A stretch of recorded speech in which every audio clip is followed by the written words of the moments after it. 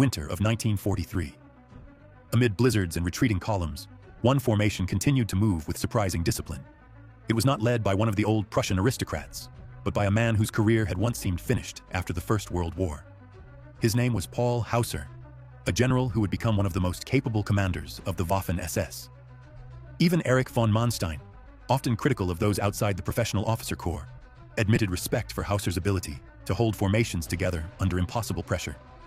But who was this man? And why did he earn recognition from one of Germany's greatest strategists? Paul Hausser was born on the 7th of October, 1880 in Brandenburg an der Havel, into a military family. Like many of his generation, he entered the cadet corps early and pursued the career of a professional officer. By 1899, he had become a lieutenant in the Prussian Army. During the First World War, Hausser rose to the rank of major, serving in staff positions as well as in the field. He gained a reputation for composure, organizational skill, and an ability to manage complex operations in difficult circumstances.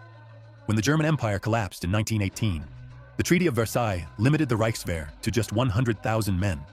Many promising officers were forced into early retirement, and Hausser was among them. In 1932, after over 30 years of service, he formally left the army. For most, this would have been the quiet end of a career. Yet for Hausser, the years of apparent obscurity would be only an interlude. The political changes of the early 1930s opened unexpected doors. In 1933, the National Socialist movement sought to build paramilitary organizations with a professional backbone. The SS, under Heinrich Himmler, required men with real military knowledge. Despite being retired, Hausser's expertise made him a valuable figure. By 1934, he had joined the SS and began shaping what would become its military arm. His mission was to turn enthusiastic but inexperienced recruits into a force capable of standing beside the regular army. At first, the idea was met with skepticism. The army's generals regarded the SS as a political tool, unsuitable for true combat. But Hausser, with patience and professionalism, worked to instill discipline, tactical competence, and organizational standards. His impact would be felt within just a few years, when the Waffen-SS units proved themselves in battle. Hausser's entry into the SS marked the beginning of a transformation. Initially, the formations were small, ceremonial, and politically focused. Hausser envisioned something different.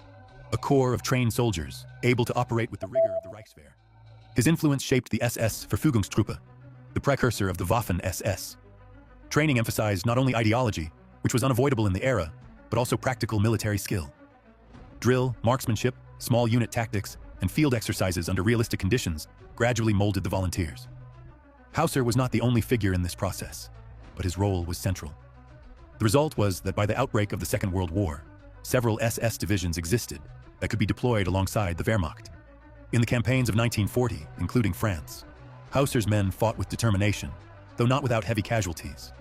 His leadership was marked not by reckless sacrifice, but by a methodical approach that earned him respect even from skeptical army officers.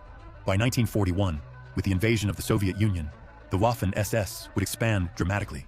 Hausser took command of the SS Panzer Corps, which later became the II SS Panzer Corps, one of the most formidable mechanized formations in the German military machine. The Eastern Front tested every commander to the limit. For Hausser, it was here that his abilities stood out. He coordinated movements during massive offensives, managed retreats under extreme pressure, and preserved the cohesion of his units when many others disintegrated. Soldiers under his command often recalled his visible presence near the front lines, where his calm demeanor gave confidence. It was this combination of professionalism and steadiness that drew the attention of field marshals like Erich von Manstein. Although Manstein rarely spoke favorably of SS commanders, he acknowledged Hausser's competence. In his memoirs, he noted that Hausser demonstrated the qualities of a traditional military leader, not merely a political appointee. That respect was rare and telling. One of the defining moments of Hausser's career came in early 1943, after the disaster at Stalingrad. The Soviet counteroffensive threatened to sweep German forces from Ukraine entirely. Amid collapsing fronts, Hausser's 2nd SS Panzer Corps played a decisive role in the Third Battle of Kharkov. Retreating under heavy pressure, his corps regrouped and then counterattacked with precision. The fighting was fierce, but Hausser managed to stabilize the situation and recapture the city. This was not a victory on the scale of earlier German triumphs, yet it was strategically significant. It restored the front line, boosted morale, and bought the Wehrmacht precious time. For Manstein, who orchestrated the broader counterstroke, Hausser's role was indispensable. The SS Panzer Corps under his command functioned as a spearhead, executing maneuvers that required skill and coordination. Manstein later remarked that Hausser's leadership at Kharkov was exemplary, proof that the Waffen-SS under competent generals could perform at the level of the best army units. Yet Hausser's career was not without setbacks. Later, in 1943, during the retreat from Kursk, his corps was again forced into defensive operations. The balance of power was shifting irreversibly. Still, his reputation as a commander who could maintain discipline in retreat remained intact. Unlike some officers who panicked under pressure, Hausser had the rare ability to turn retreats into fighting withdrawals, preserving combat strength for future battles. This was precisely the quality Manstein valued. Not just bold attacks, but the ability to save an army from destruction. For soldiers, that meant survival. For history, it cemented Hausser's place as one of the most respected figures within the Waffen-SS hierarchy.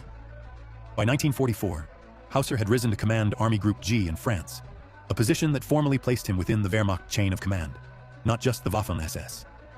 This appointment was unusual. Few SS generals were trusted with such responsibility. His task was formidable, to defend against the Allied landings in Western Europe.